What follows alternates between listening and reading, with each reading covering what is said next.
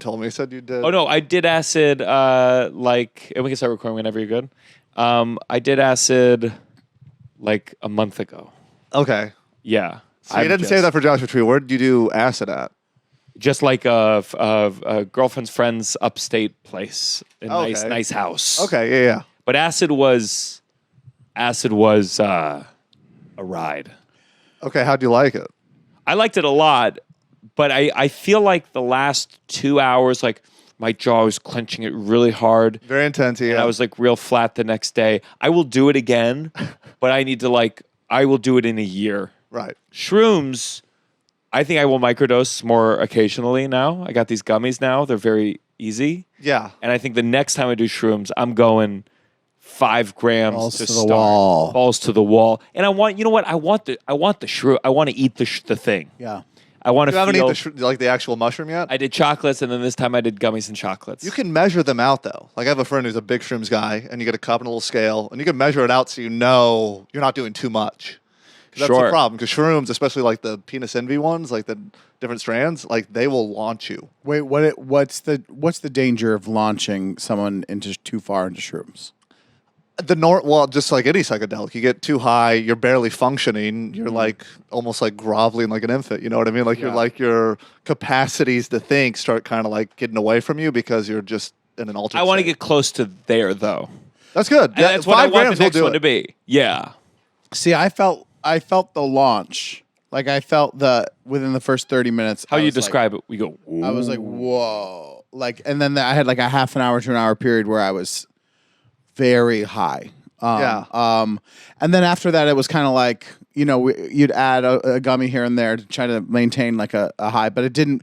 It was the initial thing that was the most like whoa, and that lasted probably 30 minutes to an hour where I felt super high. Do you think you'll do it again? I don't know. Here's the thing. Yeah, but I also think that I kind of liked the later portion where I was just kind of like maintaining like a high, but then that kind of felt like how you feel when you feel normal high.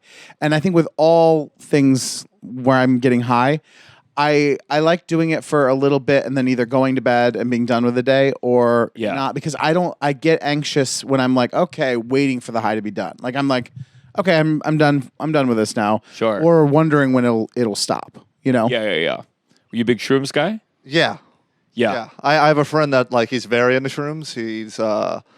He's in a state that's like almost legal now, and so he has like a lot of friends that like work on like mushroom farms. Sure. So he gets like a lot of them, and I want to say there was these ones we got that like were almost blue in the middle. Like when you ground them up, they were kind of bluish, and it'd be like kind of that typical whoa feeling. You're like, okay, yeah. And you get used to like the kind of the stages of like getting high off of a shroom, it's an initial launch. But like the thing with like, and I think they're penis envies. I might be wrong because I'm not the biggest dork about it, but you just kept getting higher, and it just kept getting to a point where it was like, oh, I'm too high. Like this is uncomfortable now, and I took an amount where I thought I could go through my day.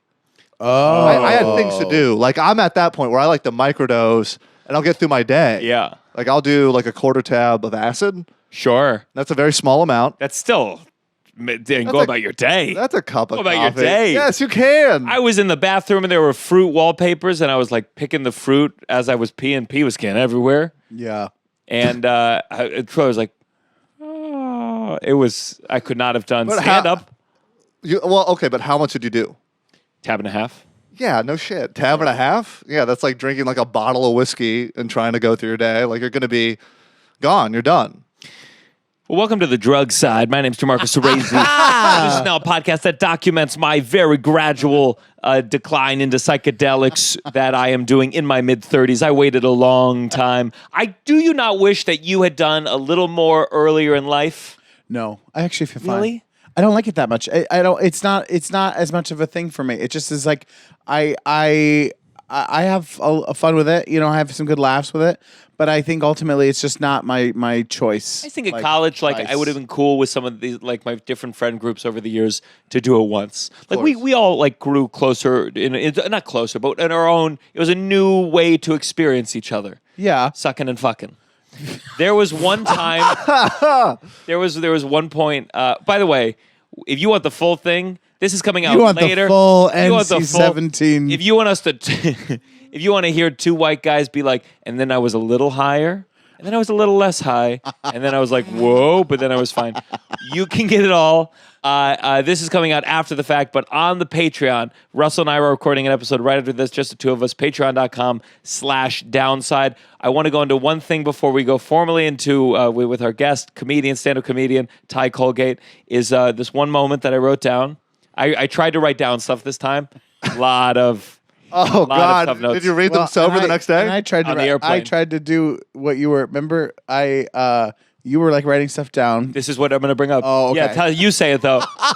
Gianmarco was writing things down that he thought was like funny. Like he was like on shrooms.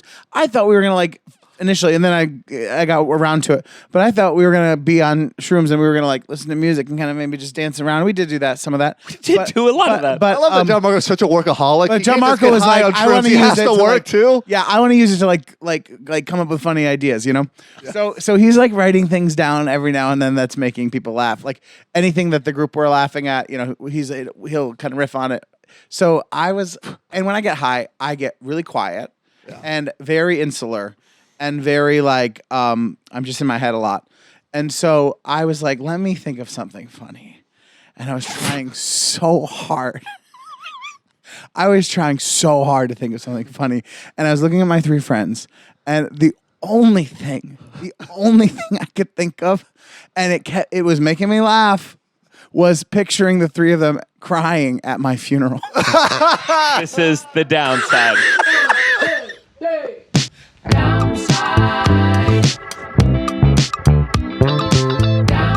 You're listening to The Downside The Downside. with Gianmarco Soresi. This is the downside. What were It you was saying? really making me laugh, though. It was making me laugh. Why was our faces funny? You were so sad. You guys had such sad, dumb faces at my funeral, and I was like, oh, Russell's dead. Like I just kept. Were you looking at us from the casket or on top, like heaven? No, it was like a movie. I was like watching from. I was not, you know. But I used to do that as like an actor to get myself to cry, not laugh. Yeah. But I would think about people. Yeah, there's a lot going inside there. yeah, There's a lot between those ears. yeah. Oh, We all want a Tom Sawyer. Was it Tom Sawyer? Huckleberry Finn? Huckleberry Finn watched his own funeral. oh. It was a plot point. He was missing, and it was very exciting. Got it. Don't you kind of want to? No, I don't want to. I don't want to watch that. You'd just be laughing. You'd be like, what's that Yeah, I'd just laugh? be laughing. Russell. I'd be dying of laughter. It'd be funny. You were alive in the air vent, but then you died from the laughter. We're like, so again, I'm going to say patreon.com/downside. Another big thing, ladies and gentlemen, we officially have put the merch on sale. The Downside. Whoa. If you're a Debbie Downsider, get your shirts. If you join the Patreon at the highest level, which is $25 a month, you get the code for a free shirt. You join the Patreon regular, you get a discount code, I think 25% off, or you can just get it at my merch store, Debbie Downsider. Yeah. So I know Ty very well. Ty opens for me on the road. Him and Liam Nelson are good buddies. Good. They're the ones doing shrooms and sucking and fucking Yeah. the way we do. I'm going to say that when three guys like us are talking about Schedule 1 drugs, Dare has failed. There's no way. Like we have none of us look like the guys that should be because Well, you know, it worked for a while for me. You know, I didn't really, I didn't do that much. I didn't even go into pot much until, you know. Well, you and said even then, pot, it's like so now we know. Barely, you know. Yeah. when did you start? At what age? I mean, I had college. I had, you know, I did marijuana in college. Jesus. I did marijuana. did Get the 'em, I boys. did the We dance got with the 'em. devil's lettuce. But then like it's just very like here and there now. You know, now a little more with edibles because I kind of use them if I need to sleep. I get the right kind and it helps me sleep. So Yeah, it's a real urge. I really have because I'm not a huge drinker, and so I always want my friends to do more pot and shrooms now. Okay. And then Molly's the next one on my list. So you're the bad influence of the group? yeah, but I've hit It's my for me roof. to be the one being like, come on, let's go further, guys. That's crazy. Like I wish I could go back to 8th grade me, who said drugs are bad. He was eating these mushroom chocolates. He had black teeth from these mushroom chocolates, and he was just like, yelling at us to eat more. And That kind of imagery is what your mom's warning you and about also when you're she like, talks about you're like drugs, this by the way. This fun day of doing drugs with, always fun with a person in your mid-30s being like, do more drugs, do more. And like, Whoa. but no, it was fun. But it was. Try to make clear for the listeners that this was a fun day in Joshua Tree. I thought about dying. I had so much fun. No. But Well, we your almost teeth were all there was a brown. second that we weren't gonna so the night before we can say this part. Oh yeah. So the night before we were just we just went to a really nice dinner and like a barbecue, Joshua Tree, Joshua Tree, and on the way back we're driving and we see like a car accident on the side of the road and it looks Bad. looks like a bad accident. Flipped car. Flipped to the side and a big car. Big. And we're getting closer. We don't know cars. I couldn't tell you if it was. I mean, it was damaged badly too. But we describe it just like getting high, like big, and big. it was like, whoa. And I feel like two kids are describing a day to me right now. We had barbecue, and then we saw a big car flipped. And we assume like, oh, look at that accident. And as we get closer, it's very clear like, no one's there. oh, this accident just happened. We just missed it. There's no cops, Right. and people are crying and looking for each other, and truly not a drop of blood. No. Shocking. Yeah. Shocking. And we have we see like the first image we see is a mother crawling out of a car to the side. from the side and pulling her baby out. Oh no. So it's like horrifying. But you guys haven't done anything yet. We're drunk. We went out to dinner and drinks, but we were not the driver. okay. The driver was not the driver. The driver's sober. But so we get out and like our friend Chris is the good one, and so he charges forward right towards the car. We go.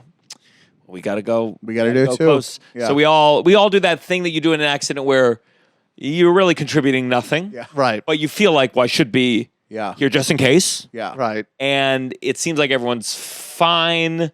And then there's that thought of like, do cars? This is what I wish they taught in schools. I'm like, okay, do cars explode when they're on there their was side? gas. We saw There's gas pouring out. Yeah. Do they explode like, and we're dead? Yeah. Or like, oh, the car's on fire! Quick! Like, how much warning do I don't know? Yeah. I don't know.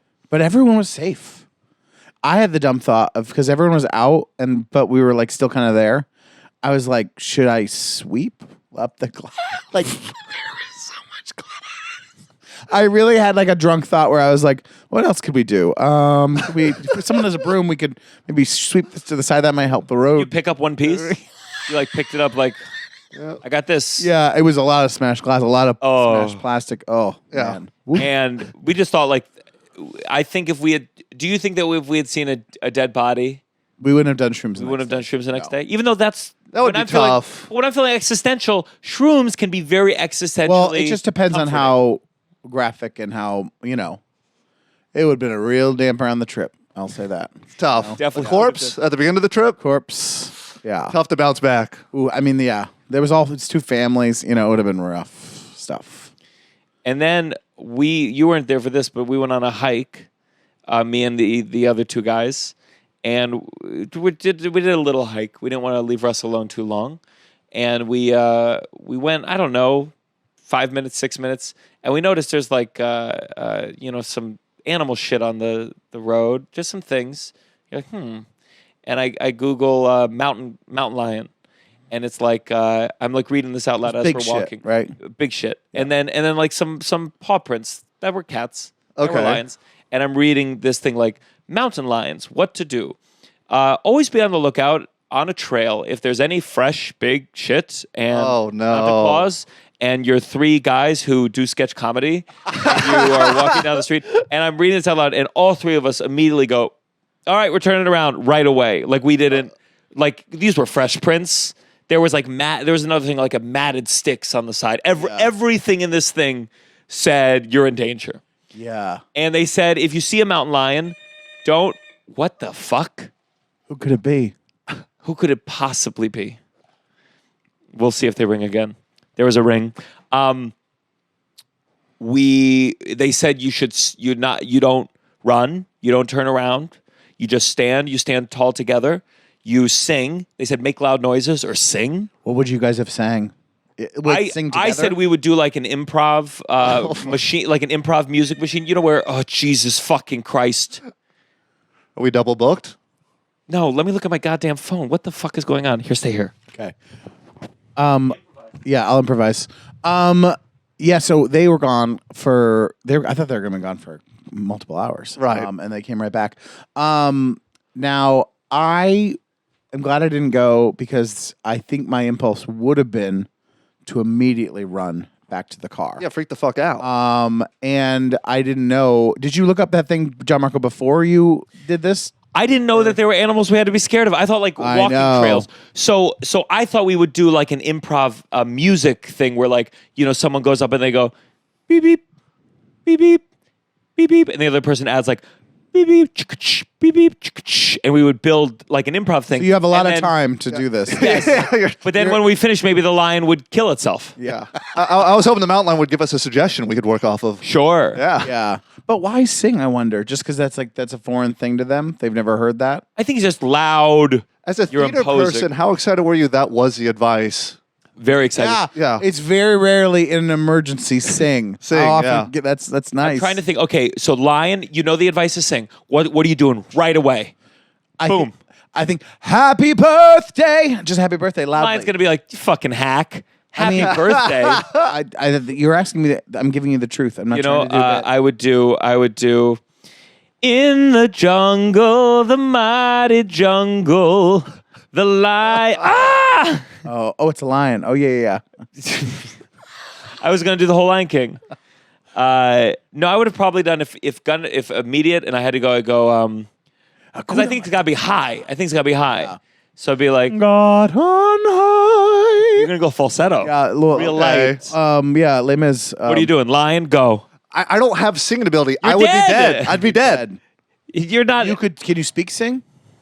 Like a rap? Like Cake, like the band Cake. Yeah, or like a rap. Like he's going You- the distance. You see a He's lion, you going go, for chicken, speed, you and then China, the Chinese Couple of ripped chicken, out. you got a drumstick, but your brain. If you're yelling, so you know, if you know this fact, this is Yeah. a true thing. You see a mountain lion, you're alone. Are you going just like, ah, ah, ah? No, I think I would be like, I command you to back up. Like really authoritative, you know? You don't need to say the words, though. The words are useless to the Yeah, lion. but I feel like that sounds like screaming. Sounds like I'm scared. I feel like if I'm speaking with a foreign tongue to the beast, that it will then maybe have a little more respect for me. You ever have an encounter with a wild animal? No, but so my fiance's brother does have a lot of exotic animals. He's Really? How exotic? Komodo dragons, baby gator, a lot of fish that apparently I guess are illegal. I don't know much about like the Where, in the backyard? in a condo in South Florida. A lot of it. They are being evicted because apparently you can't have that in a condo if you Like weren't a aware. gator? Yeah. How big of a I don't- condo? What are the rules in Texas? what would you ask? Florida or Texas? Florida. Sorry. Florida. But kind of, you you could go both ways, I guess. What do you mean? How big is a condo? What does a condo mean again? A I mean, condo it could would be be big. like, it's like an apartment, I have really. a condo. Yeah, I mean, Well, you don't have to those brag, a but- Komodo dragon eat your dogs. So the Komodo dragon was like in a garage at her mom's house, or his mom's house. Yeah. Is he crazy? Well, yeah, you have to be a little crazy, but no, their dad got him into it. So her dad is very into exotic animals. Okay. They go to like these. There's trade shows for them. You know, like you saw. What was the thing at the beginning of the pandemic? Oh, Tiger King. Yeah. Yeah, those people exist, and it's not just for like tigers. It's also for reptiles and fish, and like he has a cutamundi, I think it's pronounced, but it's a type of monkey from Brazil, and it bites. It's not fun. It's not a You've good met time. it. I've met it one time. I did not let it touch me because I. Is it in a cage the whole time, or is it? Oh no, he's out. Oh, He's oh, out. out. He's kind of like just And he climbing on bites people regularly? Not regularly, but I think if you show fear, I think if you stop singing. You get bit all the time. You'll be fine as long as you don't show yeah. fear. Wait. What did they keep the gator in? The gator is, I think, a baby, so it just kind of stays in like a small tank. But what is the obviously they're not plan going to keep there? it. I don't think they're keeping it. I think they're. he does sell some of these animals. Oh, okay. They have like exotic birds too. I don't know the term for these. Like I don't know all their names. I know the Kudamandi is this Brazilian monkey thing. It kind of looks like a raccoon. Sounds so cute. I've always wanted to play with a monkey. They are pretty cute. Ooh, Don't you? I really do. I also think that like, when they show people with them and they like have them for decades and what, and I know that they can still be violent even after decades and hurt you, but I always in my head think that they wouldn't hurt me.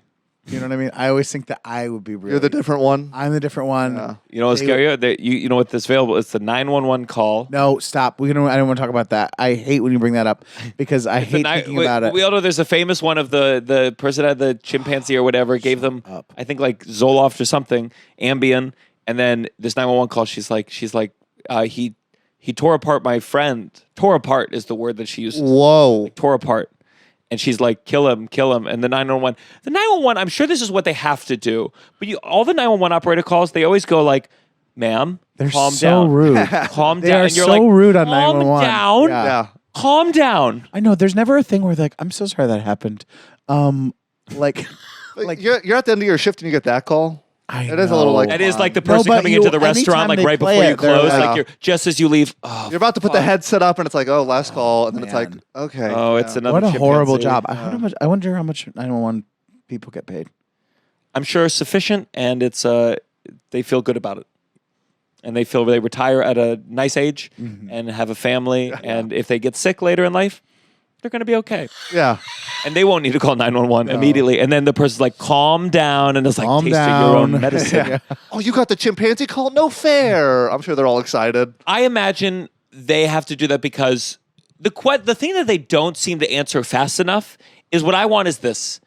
Okay, someone's coming right now. They're coming right now. Now let's talk. They always go like, calm down. And I hope they've pressed a button by now that says send someone now. Yeah. But they don't give you that. They give you that quite. They Yeah. go, No. someone's on their way. And hold things. Are they on their way? Yeah. Are they getting to it? Well, they want the address too, so you have to like always know where you're at. I always have this fear that I have to make a 911 call. Like I don't know. I this know. address. You're looking at the streets and you're like, I don't know streets. Sometimes you're on a street and you don't know and you can't see because you're like, I don't know. I pull up my phone now and look. It's like when at, sometimes Google the Maps. Uber driver, they go, so where are you going? I'm like, I don't know. I put it in the thing and that's Yeah. all I know. Yeah, whatever that says, that's where I'm going. Yeah. If I was a 911 operator, I would like the prank calls. I'd be like, oh, thank God, not an emergency. Do you know what I mean? Like, waste my time with that. Fill my day with prank calls so I don't have to experience trauma and horrible things happening in the world, Maybe that's why they said calm down. They were like, oh, chimpanzee ripped apart your friend into shreds. Oh, yeah. Okay. Is Now your I've heard it refrigerator all. running? Yeah. I had a friend once who called 911 at his house. Wait, that's not a big. No, he pranked. Oh, he pranked. We were doing pranks, like calling people, but then he did 911, and I was like, "This is like." I remember being like, "Whoa, He man!" saw his chance Like- to be the coolest friend in the group. He took it. and I was so stressed, and it was like he called, and then I ran, and we were at his house, and then the 911 called back, and his parents answered. What was the prank? Did he just say? He just was he didn't plan it out, so he just called, and then it was like 911, and then What's he's your like, emergency? yeah, and then he just hung up. Oh. Terrible prank call. Oh, I know. I mean, do you remember? You're younger than us, but did you grow up during You Kick My Dog? Yeah, I mean, that was you don't remember that prank called the Jerky Boys? No. it's peak. Oh my God, it was super famous. It was like they called a guy and they said, I think the accent is Like Middle Eastern or something. yeah, but it's Yeah, do it. definitely. Yeah. I can quote the thing. They go, "You kick my dog, you kick my dog," and the person's like, "I didn't kick your fucking dog." The thing is, though, I've done enough radio. Like I've done work where you are hired as you send the roses. I'll send the roses to Lacey, and another actor's on the phone like, "Who the fuck is Lacey?" And I go, "Diane, Diane." And I'm like, "Oh, it's all bullshit. Right. It's all a lie. Yeah, of course. You kick my dog." I bet the chimpanzee lady was fine. It was just an actor. I've seen her face after. What are the views on that? Is she doing numbers on it? The call? Yeah. Yeah, they got a lot of views on YouTube. God damn We it. could become a prank call. I once did. I called because of the Jerky Boys. I was like, tried it. I feel bad. I have that guilty feeling, and I don't have the strength For to do it. content or just for fun? Just for fun. This was back when I made comedy, not just to rank my IMDb Pro meter. And I called a Honda thing, like a Honda dealership, and I said, I worked at a zoo, and an elephant mistook the car for an elephant and tried to fuck it from behind and smash the back. And I wanted a refund. You called? I called, yeah. How long was there an audience? No, just myself. No, love of the game. Love of the game. Yeah. Making comedy for comedy's How sake. long did they go on for? I feel I remembered that one being like my best work, like it going on like 2.5 minutes. Pretty bold. I worked in a call center, and even just talking to strangers on the phone was the most stressful thing in the world to me. And the most bold I got with it, and obviously it's a work job, so I'm not pranking people, but they'd be really rude. You're calling people up, and it's a call center.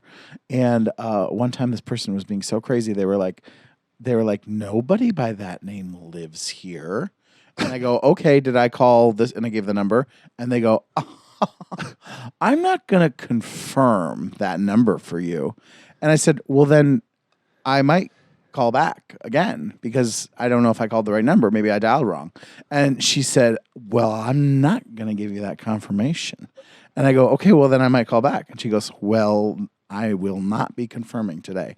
And so I was like, okay. So I hung up and I dialed the number again. And she answered right away. And I go, confirmation. Hung up. No. That's so funny. Oh, that's the most bold I got because I just was like, fuck you. I'm like trying to save you time so you don't get another fucking phone call. Of course. You were scamming people out of their like welfare checks or something? Yeah. You ever called 911? Yeah, recently I had to. I just moved to a new place in West Atlanta, which is not the safest part of Atlanta, but it's affordable. And those two often go together. Yeah. And I was sick, and I didn't really. We have an alarm system or whatever, and I didn't realize it was sound triggered. So I guess I had coughed so loud I triggered this alarm. However, at 2 a.m, I live on MLK, and it's not the worst, but it's enough to be like I need to be aware. I wake up at 2 a.m. The alarm's going off. I'm terrified. We're calling the cops for our bedroom door is closed. So I don't know what's going on the other side of the house. We call them. They take like 45 minutes to show up. Eventually I have a knife. I'm going through the house just to be safe. But we have like a basement too. And I'm like, I'm not going down there. Cops finally show up. They're 2 dudes that are younger than me. Don't really feel great, but they just come in like whatever. They go down there. Nothing's there. They send us a bill for $100. The police? Yeah, if you call the cops, and apparently if there's no one to shoot, you are charged. What? Yeah, because we just called them, and there was just if there's no one to shoot, you're charged? well, No, no he's crime, making but oh, sure. I thought you meant What do police do? I love that's your impression of the South right there. You're like, wait, if there's no one to shoot, you're charged money? No, it's if there's no real crime. Charge you. You wasted their time, and they sent us a bill. That's crazy. Yeah, we had to pay $100 because there's nothing going on. And then I found out later that night because I kept trying to clap and the alarm wouldn't go off. But then I had another cough and it went off and I was like, it's a cough. Wait, your cough is setting off your house alarm. I had bronchitis at the time. So it was those kind of just very Were aggressive. you coughing like, I'm going to rob you? Yeah. Wait, I'm going to rob you. but was the cough jarring the door open? What?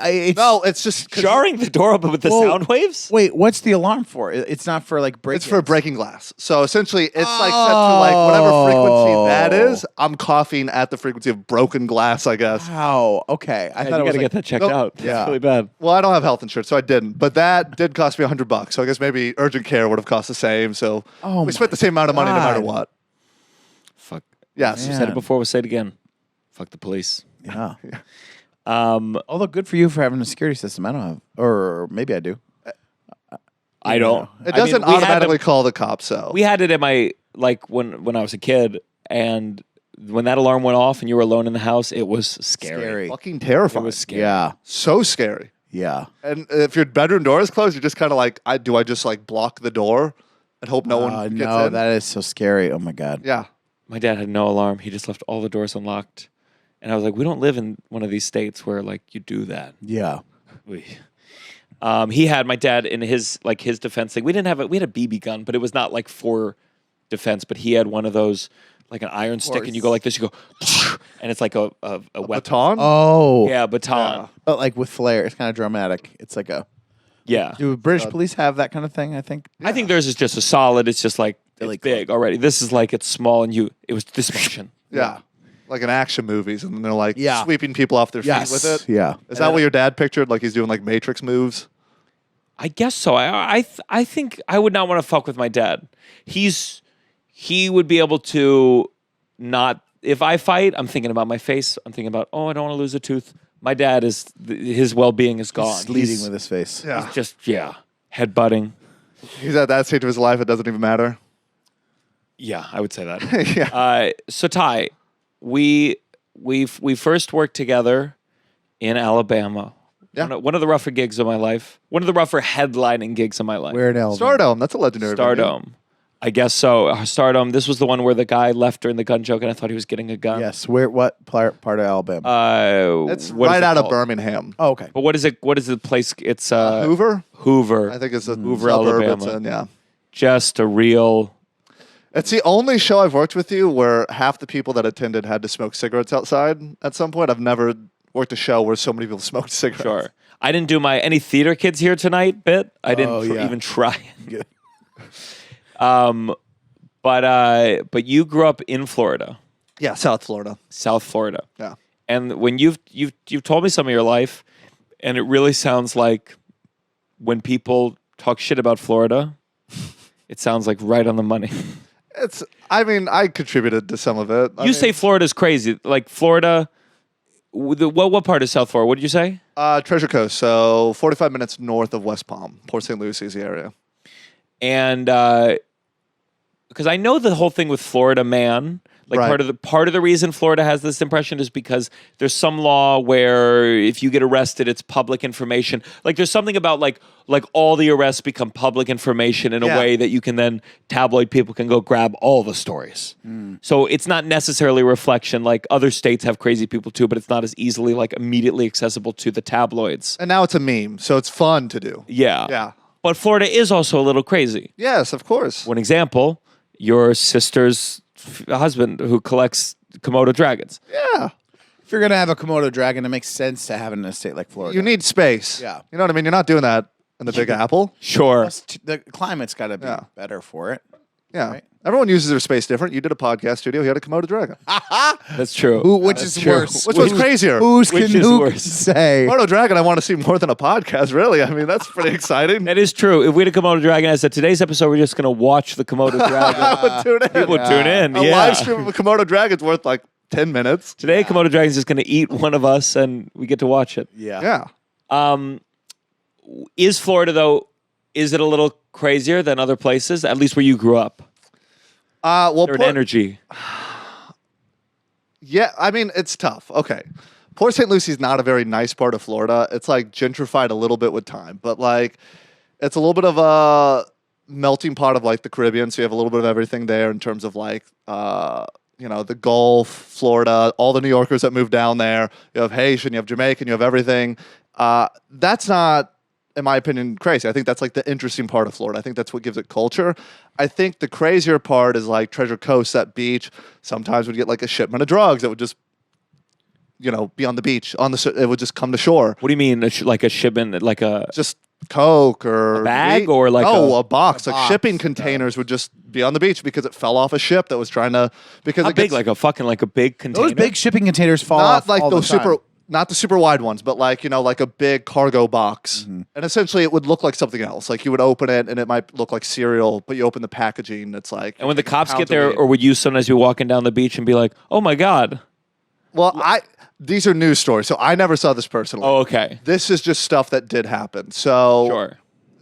that would be, but that to me, I'm like, that's just unique to Florida. That sounds crazy, but the reality is it's like getting mugged on the subway. It's like that's not the craziest thing ever. Sure. You know what I mean? It's a natural occurrence that would happen in a place that has public transit that you're on Yeah. all the time. So Yeah. it's like, okay, if you're in a state where most of this comes from South America, it's got to go through Puerto Rico, then it has to hit Miami and different Jacksonville, goes up all the coast, kind of hits all the ports. Yeah. So it's naturally going to happen. But Miami is a big Florida is a place that drugs come through. End of the day. Of course, Miami is a city that's birthed from cocaine, right? That's the history of Miami. It was Really, cocaine is what? Yeah. I mean, if you look at like the Cocaine Cowboys documentary, all those high rises you see was funneled. It was just drug money being funneled through. Banks started to pop up. It was a small town. Like back in the 50s and 60s, Miami was nothing. And then cocaine showed up. People realized you could fly into Miami International, and they'd have like jackets that would, filled with cocaine. And then eventually it started to turn into like shipping containers. They're starting to funnel a lot of money through. Sure. That's our next weekend getaway, by the way. No. Miami? Big line of cocaine. Not doing any cocaine. Even if we tested it? No. I hit my ceiling. You are the bad guy. Yeah. Yeah, you're the bad friend now. You're edgy. It's good to try these things. It's good. What do you mean? It's good to try Coke. I have no interest in it. Don't need it. Why would I need to try it? Because a lot of great art has been made on cocaine. A lot of great art has been made on all sorts of different drugs. By younger and why not people. explore it? I don't know a lot of great artists in their 40s, 50s, 60s that need cocaine to make art right Freud did it. Was he not a great guy? now. No, don't get me started. Freud, fuck Freud. Yeah, don't get started. with God, Russell, self-analysis, self-reflection.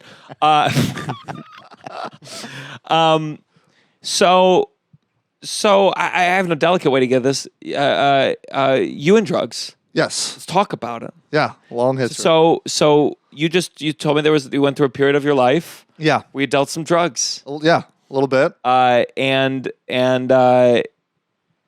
how did it start? Orlando, Florida. I was in college. Of course, Orlando, where all good drug dealers start. A big dream.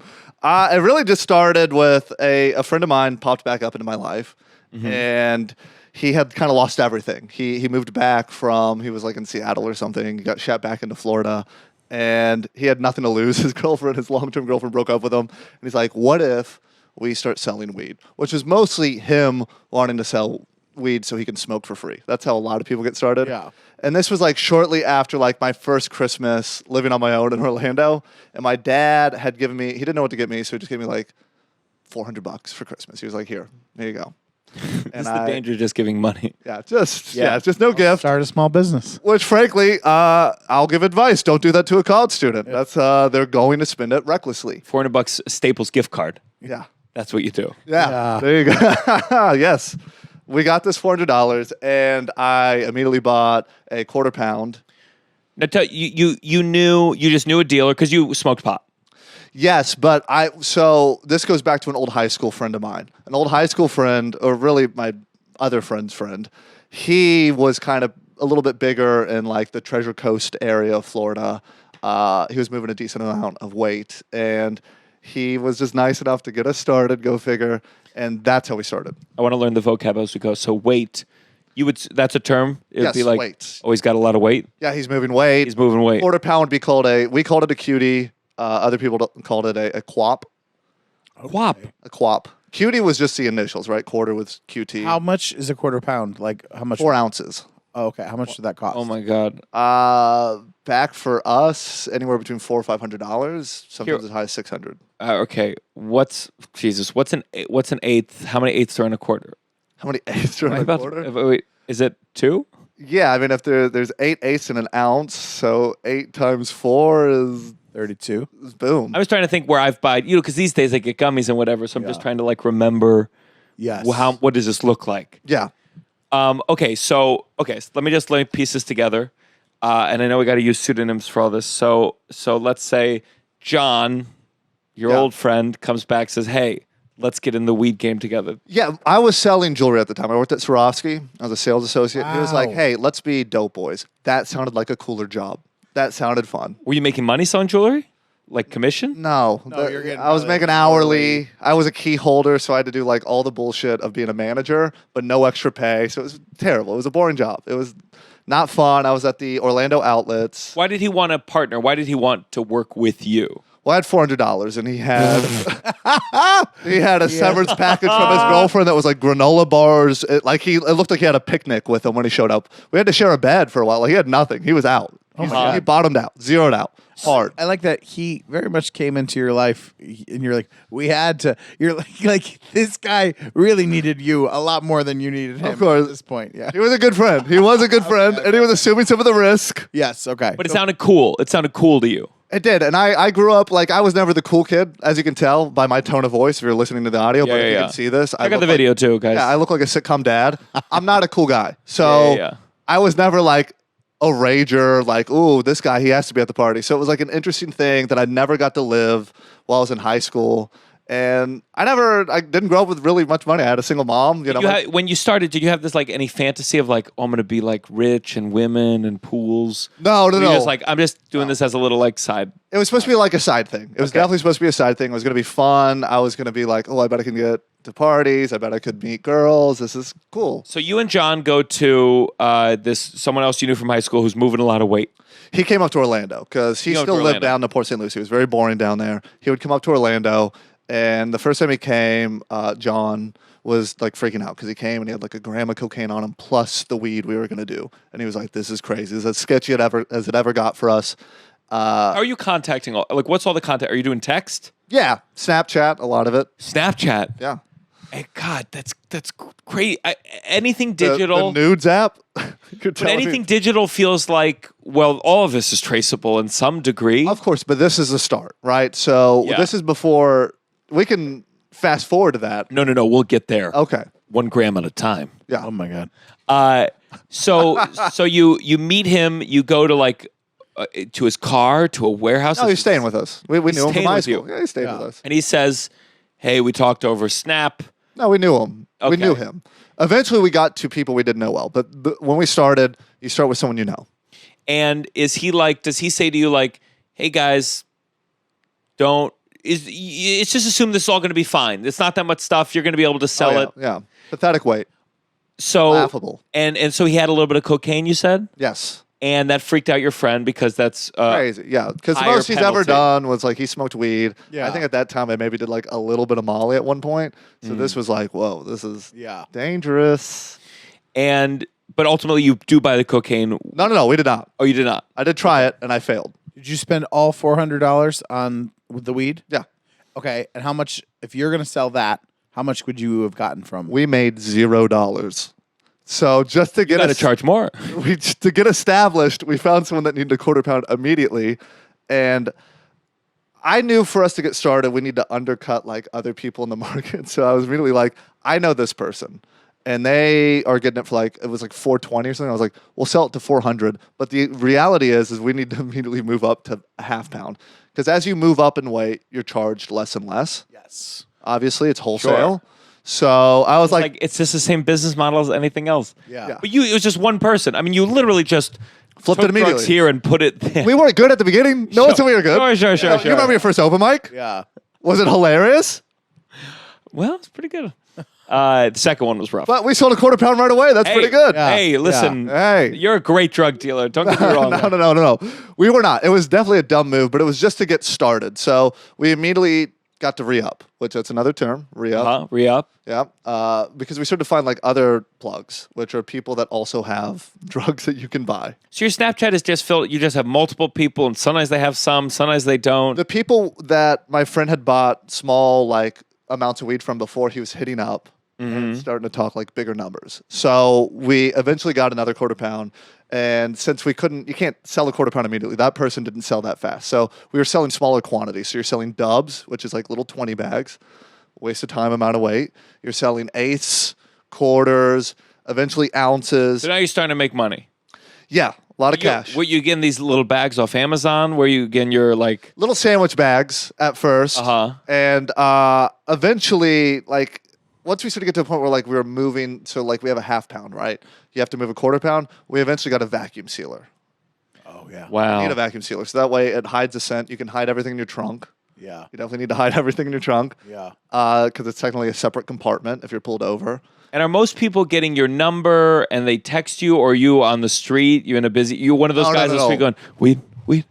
It's all word of mouth. Yeah, it's all we're not like on South Beach people. going cocaine, Molly. You know what I mean? Like we're not doing that. Those people are crazy. I'm like, you're just saying. Well, also it out loud. they're selling you fentanyl. I mean, like that's what's going to happen. Yeah. They're not selling you anything real, but no, that's called a hot boy. Is like that was a term of the drug community. I don't know what it is now. It's a hot boy? Hot boy. Someone that carries a lot of drugs on them to sell in person. Let me tell you, some of these people that are, I don't know if the term's appropriate. Some rough. Yeah, not a lot of actual hot boys, but I'm going to be honest. If you have to be a guy with a backpack full of drugs, you're Yeah. not killing it in Yeah. life. Yeah.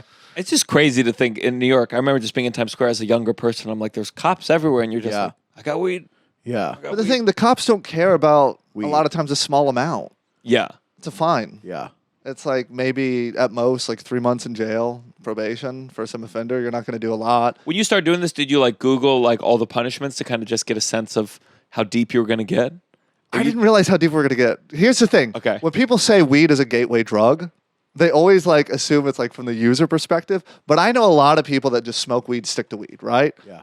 But weed is definitely a gateway drug if you sell it. Because eventually you start seeing profit margins. You start understanding, oh, well, weed's not really like that much margins. You make a little bit more selling oil carts or edibles, or you slowly escalate because your stomach for risk really gets large as you stay in it. You start realizing, like, oh, the people that are getting popped aren't me, and the people that get popped are doing way bigger weight than what I'm doing, and you always have a way to justify it. So to me, I think weed ends up being more of that gateway for you when you're selling it, because you start going like, this isn't that big of a deal. Yeah. Yeah. Okay, so what was the next big step in this business? So we get to like a half pound, and then I mean, now they're everywhere, but like at the time in Orlando, the carts, you know, like the little gram oil carts you can smoke that everyone has now. Yeah. Those weren't like super big back in like, I don't know, whatever year. This is between 2010 and 2020. So they weren't like super big. And we bought like 50 of those, and they sold very fast. Okay. What does 50 of those cost? I don't remember what they cost for us. I remember we would sell them for like anywhere between $30 to $50 a cart. Okay. Depending on our relationship with you. Sure. That was like the next big thing, was doing that. And Now, at this point, how much are you making a week? Probably from this.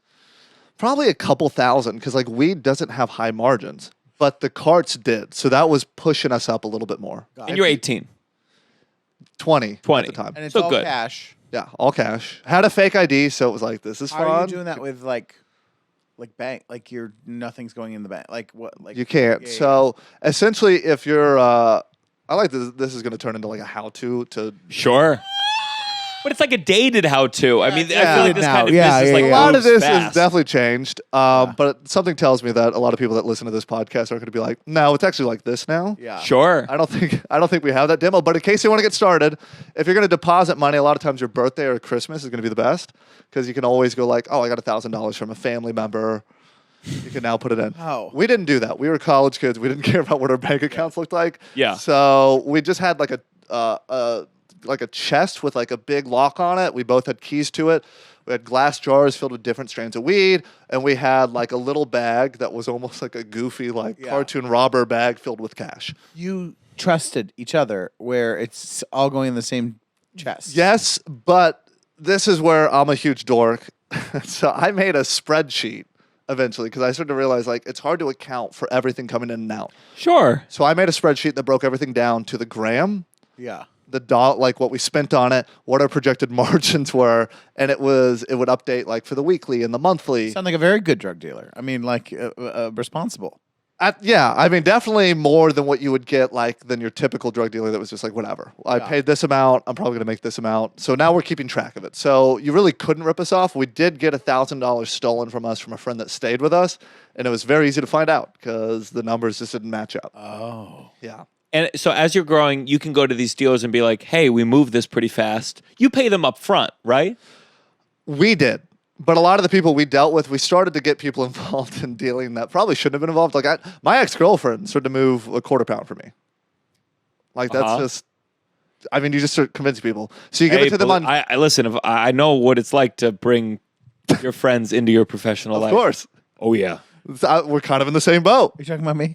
Yeah, I'm talking about a lot of my friends. I'm talking about everyone. So that's what I did, because it was like, and you do that on consignment. So what I'd do is I'd be like, here's a quarter pound, and like a week or two, I need like $600.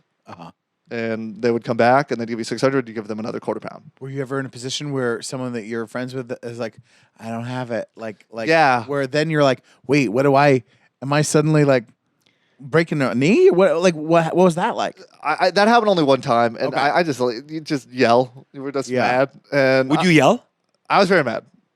I was very mad. I needed. You didn't threaten. You just said, "Get the fucking." What's the relation? Like you jumped what's to the knee relationship with the person right away. Someone comes up and says, "Hey, man," and you're like, "Boom!" Right in the knee. Yeah, just immediately. We used your dad's baton, actually. It broke their legs.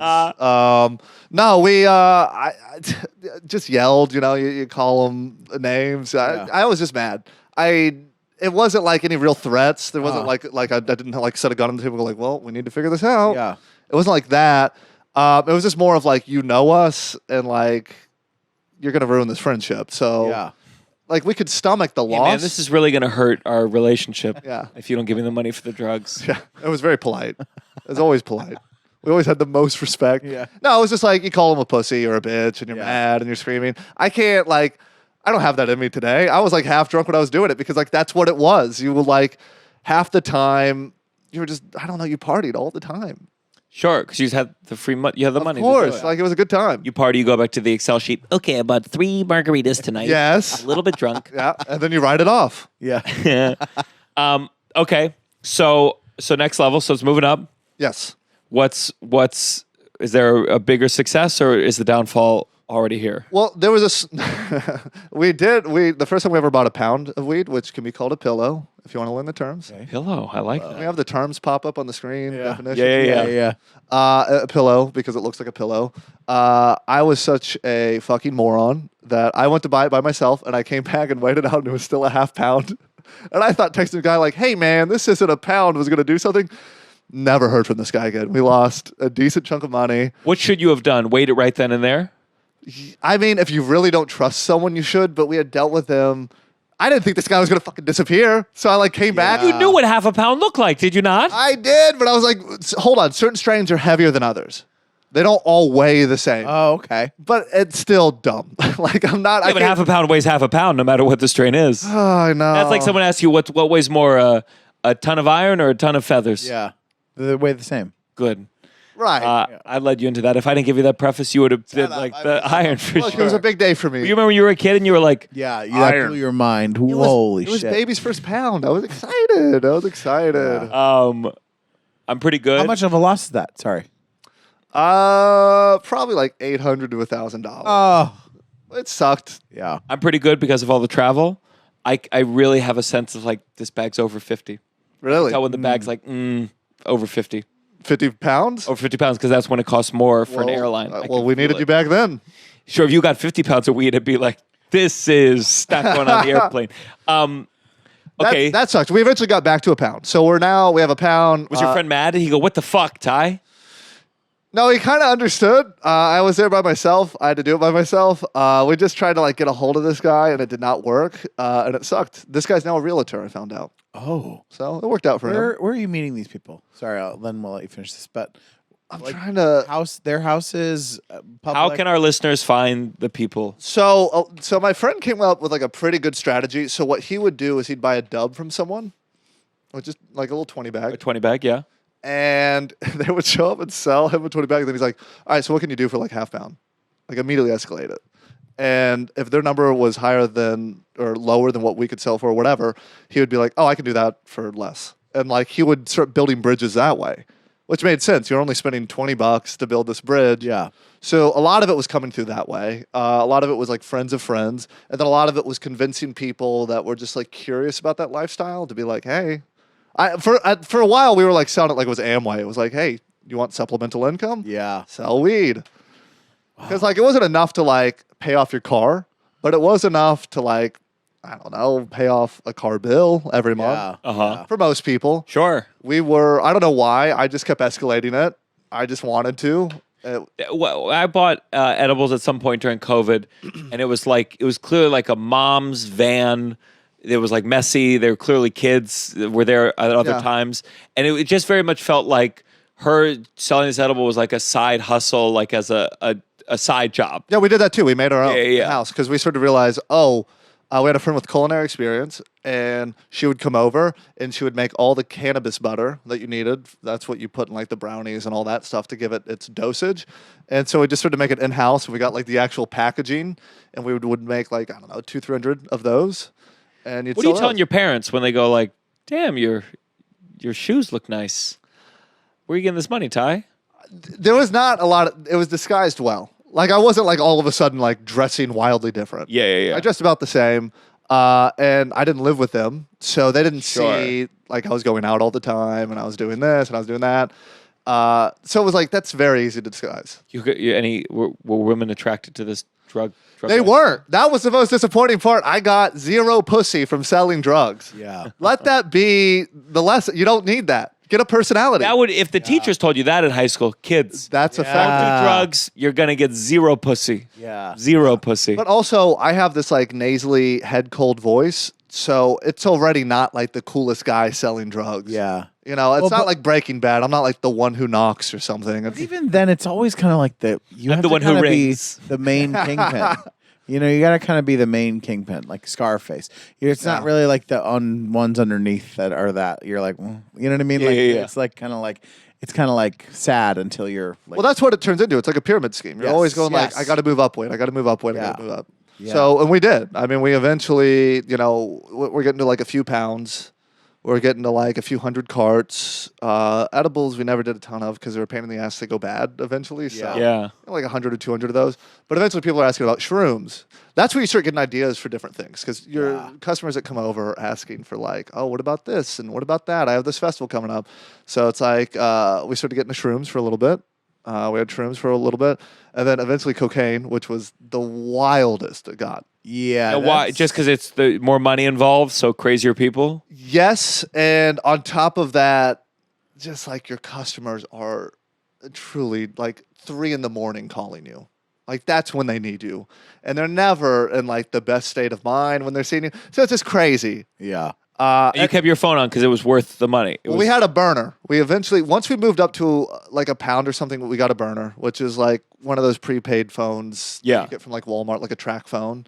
And we you got that because you were getting more nervous about like of course, tracing. you don't want this all on your Yeah, personal. here's my number. Sure. Here's Yeah. my phone number. Yeah. That's my real name. Yeah. So we have this track phone, and we're paying for all the minutes in cash. You pay for that in cash. You don't want anything traceable, so we have this little burner. So Did you ever get to do it like, all right, sounds good, throw it in the trash, I wish. see you later, chuck it. No, we were good. We were safe. We didn't have to do that. We weren't like calling hits on people. I've always wanted to hang up a phone and throw the phone it in the away. garbage. That'd be Throw it fun. off a bridge. Throw it off a know, bridge. yeah. That would be great. But no, instead, it was much nerdier than that. We would, days of the week, one of us was babysitting the phone. So it was like, oh, are you free today? You babysit. Because you have to be around the apartment or somewhere because Yeah. people are going to hit you up and you have to sell whatever they want. And so cocaine, like, what's the biggest thing of cocaine you bought? I mean, now we're talking big money.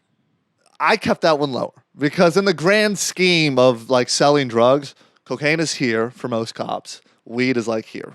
So that was like maybe a half ounce at most, which is still probably too much, but a lot. And was this before this whole fentanyl wave? Like, Yes. so like, did you ever get nervous like selling to someone and you were like, this dude's gonna die? That's why I eventually stopped because like I had someone come over once and they were like, what do you cut this with? And I was like, I don't cut it. Like I just sell it because I don't want to get involved in all that. Also, I don't want to like accidentally kill someone. Sure. I'm not involved in that. And they're like, oh, well, do you know like what's like a safe thing we can cut it with? Because we cut it with baking soda. Do you know if that's okay? And I was like, you're cutting your own.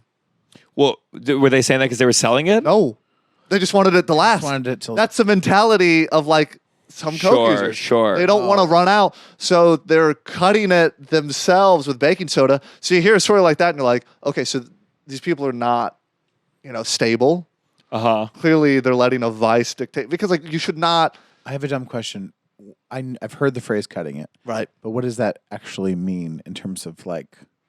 So you're gonna weigh it out, and a lot of times what you're supposed to usually cut it with like super mannitol. That's what I googled because I was curious. People would always ask me, and I was like, whatever. It's easy enough to find. Super mannitol. It's like I don't know, some additive to food or something, but you're trusting people. I mean, I don't know. Most drug dealers don't care about that, so they're cutting it with whatever. She wanted to know like what was the safest thing to put up her nose, essentially. Got it. So it's like the cocaine plus whatever else to be Right. mixed in. So it's like if I buy an ounce, how do I make this 2 ounces for myself? Got it. Which is crazy. Yeah. You shouldn't be doing that for yourself. Yeah. But what a lot of drug dealers would do that to sell more. Of course, yeah. I mean, guaranteed what we were selling was probably cut with something. Sure. But even if you cut it with baking soda, that wouldn't make it more dangerous. No.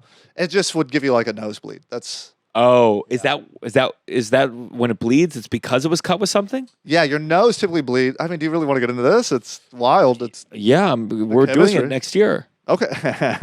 No, you can do it.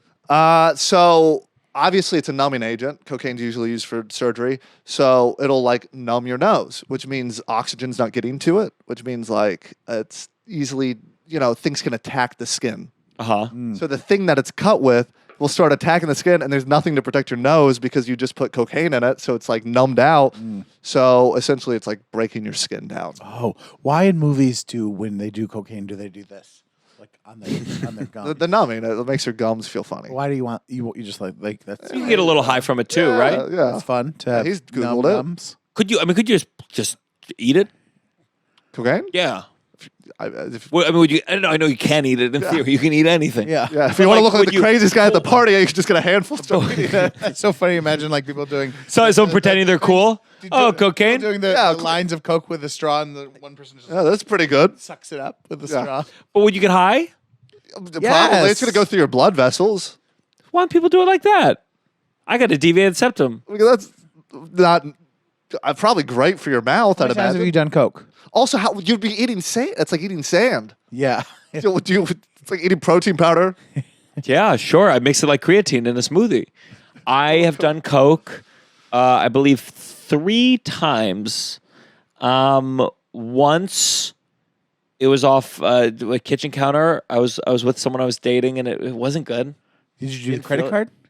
Well, so the one time I did, so this woman I'm not seeing, but it was like we had sex once, or we almost did. This was the one where I went down on her. I went to the 7-Eleven to get condoms. I looked at my hands; they were covered in blood, and I was like, "Oh my god!" And she was on her period, and I didn't know, and it was the whole thing.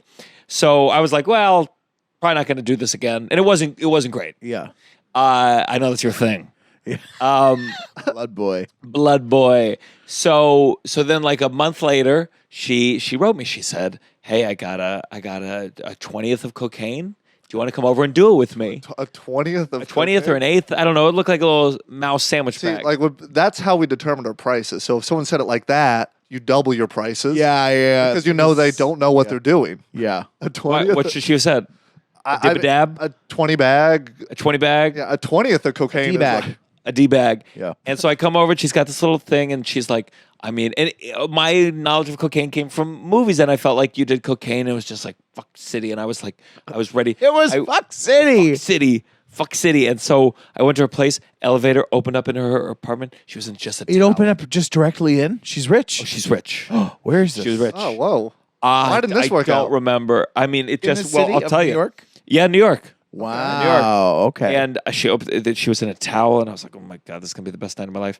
And so she had a little bit of cocaine, and she was going to do bumps off her keys. And I was like, no, we gotta do it off. We gotta do it like the movies off a mirror.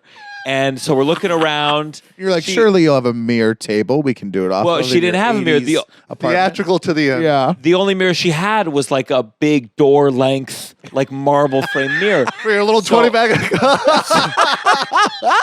Oh my God. It was very heavy, so we both she had to Call put a on friend over. the Yeah. towel tighter to be like, ugh. Oh my We got God. it over to the table, and then I poured it out. I made the little lines with my Chase Travel Rewards card. Yeah. And then the highest bill I had was $1 bill, so I rolled it up real tight, and we did a lot of lines. I think I made the lines like too thin.